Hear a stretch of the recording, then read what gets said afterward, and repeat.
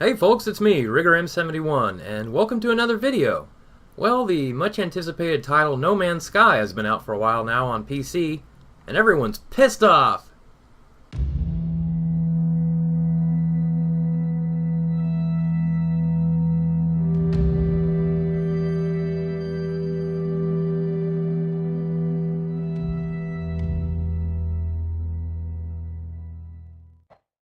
To start things off, I should probably mention that I've been playing this game since the day it was launched. And yes, I'm still playing it, but I'll get to that point here in a bit.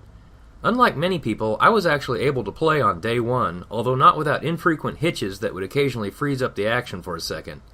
The footage you're seeing now actually exhibited this problem, but I've since cut most of it out to avoid giving anyone a headache.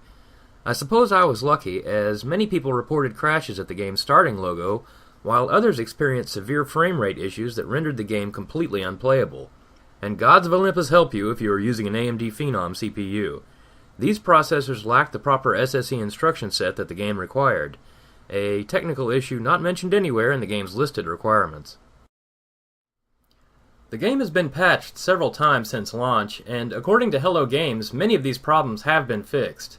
Although I am still getting the infrequent hitching I mentioned before, I can lessen the effects by setting the game's priority to high through Task Manager. Updating my Radeon R9 380X to the latest 16.8.2 optional drivers improved performance a bit more. I'm now at a point where I can play the game pretty well. Moving on to the game's promised features, this is the issue that caused many people to refund their purchase through Steam's refund policy. A great deal of the things people were expecting simply weren't in the game. Hopes and dreams were dashed against the rocks of some alien planet. I won't go into the full list of what's missing. You can easily find that on the game's Reddit thread and the Steam forums, but I think this is what's causing the majority of people's negative opinion and downright hatred directed towards Sean Murray and Hello Games. The hefty $60 price tag also hasn't done much to help. Now, here's where the video takes a controversial turn that won't make sense to a lot of people. I kind of like this game. I had my chance to refund my purchase through Steam, but found myself enjoying what I was doing enough to overlook the game's issues. Maybe the fact that I'm older and grew up with games consisting of nothing more than 2 or 3 pixels causes me to be more easily impressed, but the idea of an entire universe to explore is pretty amazing to me. Does the game do it perfectly? Not by a long shot, but there's enough stuff that's done right to keep me entertained. Or at least for now. As for the missing features, I definitely get why people are upset. Maybe not to the degree that some people have taken it, but I understand the frustration.